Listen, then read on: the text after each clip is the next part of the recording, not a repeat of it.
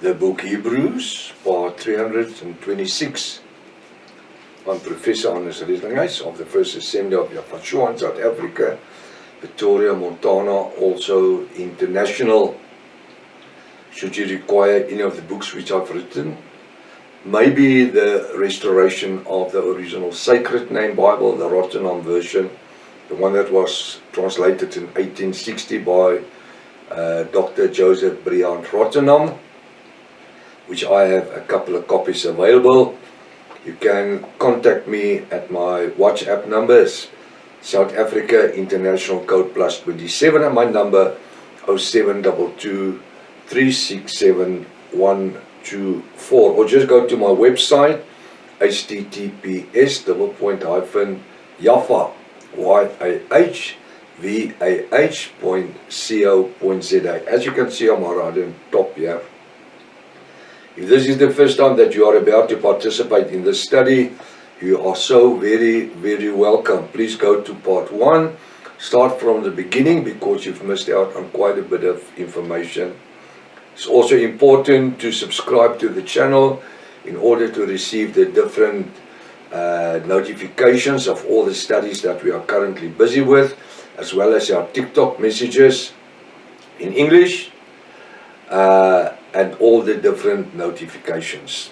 Send these links to your friends and families.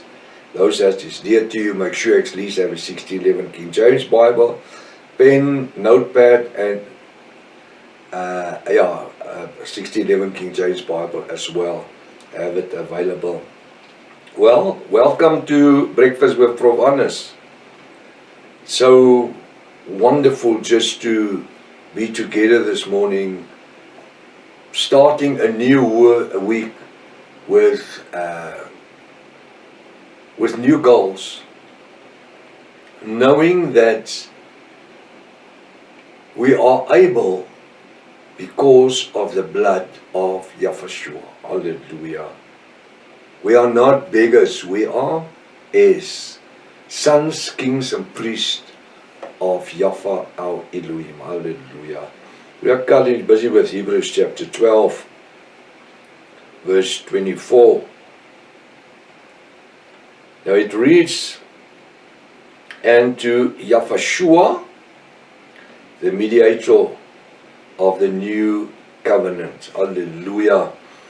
If I want to preach about this one line, I'm sure I can preach for 1 hour and more just on this one line. Who was the mediator in the Old Testament? Well, in the time of Moses, it was the high priest, a human. Once a year he would offer unto himself an offering for his own sins, and then only was this mediator, this fleshly person, the high priest, in a position to offer blood on behalf of the sins for the atonement of Israel. But he had to offer for himself first. Why? Because he was a fleshly mediator. What is a mediator? In between goer. A negotiator. He stood between the nation of Israel and Yahweh Almighty. He was the mediator.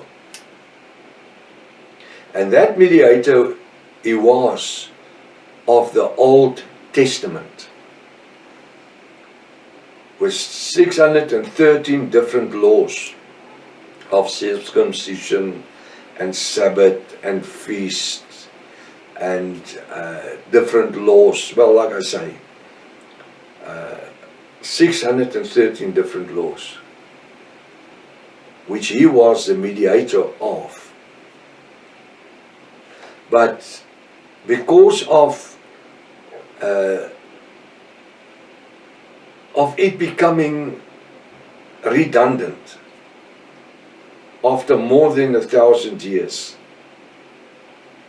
1,060, 1,070 years. It lost its power. What? The Old Testament. With the 613 laws of Moses. It became weak.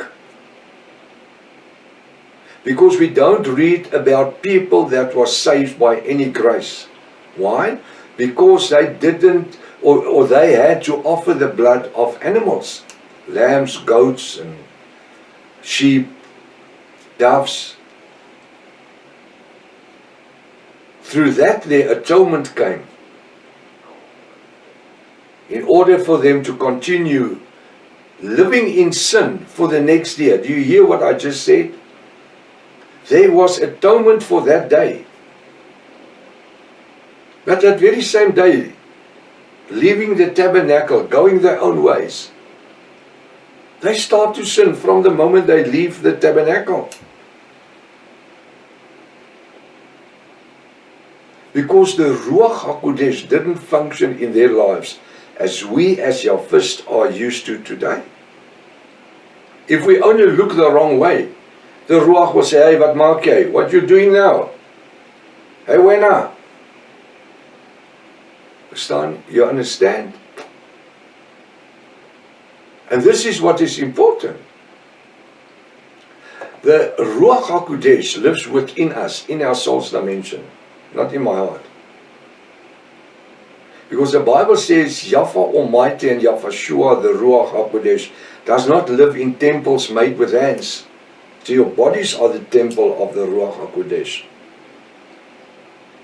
And how wonderful is that? That we don't need a special type of connection, long range connection up in heaven, into the seventh heaven, to the throne room of Yahweh. No, we don't have that. We don't need it. Why? Because we have the facility of the Ruach HaKodesh right in us. Speaking to us right now. When you are in the process to sin, the Ruach HaKodesh will knock at your door. You're going to mess up everything that you lived for. And immediately you can put your brakes on.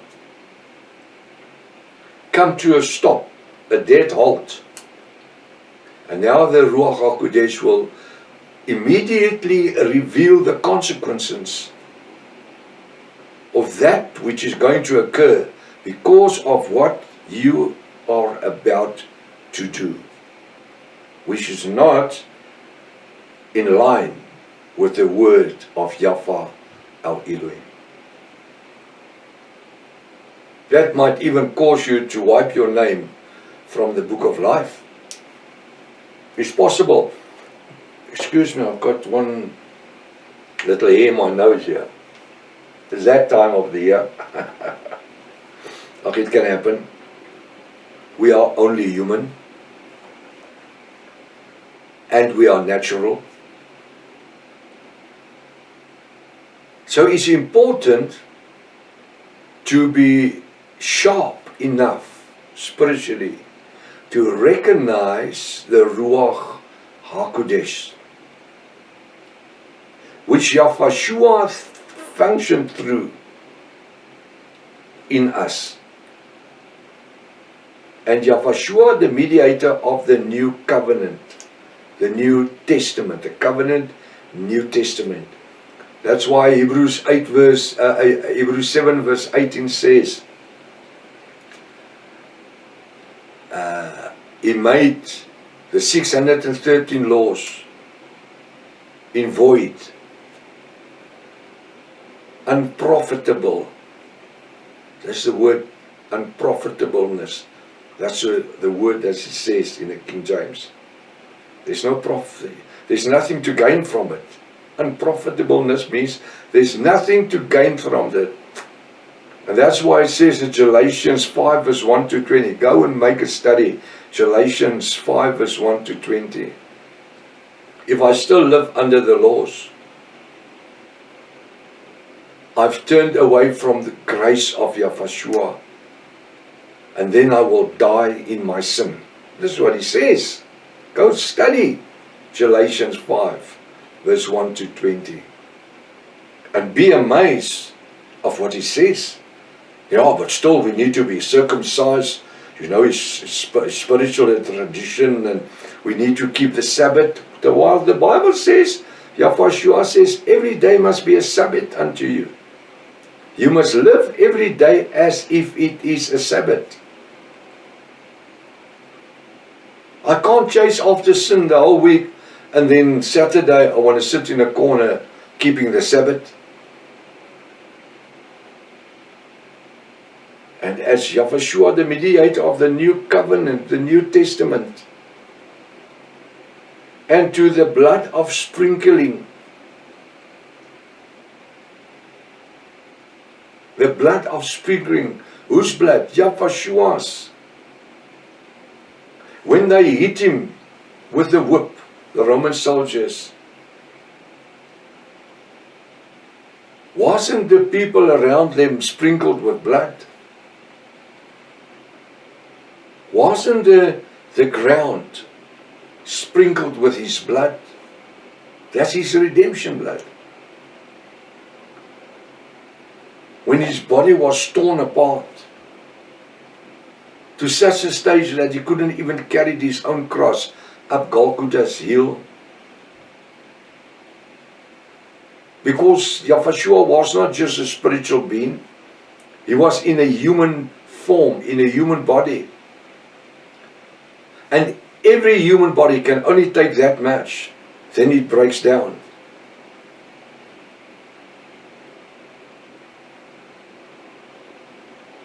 And to the blood of sprinkling. That blood is not the blood that the high priest took to sprinkle everything in the tabernacle. This is speaking of the blood of Yahweh, what was given unto a lost world, unto Gentile people. And even today, Yahweh or Yahweh Almighty is dealing with the Gentiles. How? Through the blood of Yahweh. He says, and to the blood of sprinkling that speaketh better things than of Abel.